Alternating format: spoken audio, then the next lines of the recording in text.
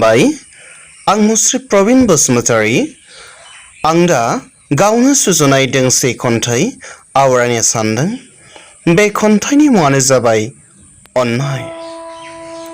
अननाय नों सोरखौबा अननाय, नों सोरखौबा मोजां मोननाय, नों सोरखौबा गोसथोनायनि आन्दोआव नों गावनि सार्थखौ दोनखोमायो। बहाबा गोमाजानो गिनानै दुखु मोनो, सोरबा सोरजोंबा सिख'ना लांजानो गियो, थैजानो गिनानै गाबनो ओंखारो, गावनि हाबा हुखा आद्रा जासिगोन मोनदाङो। बै जाथायनि आन्दोआव थाखोमायो गोनांथिया।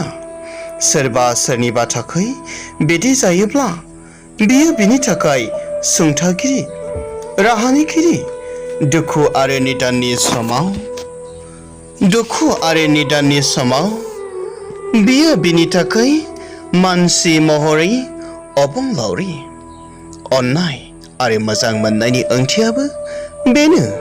सोरबा सोरखौबा आसा होनाय, सासेया सासेनि सुजुनाय सिमां थांखिखौ मोगथाङाव जाफुंहोनायनि आंगो लोगो।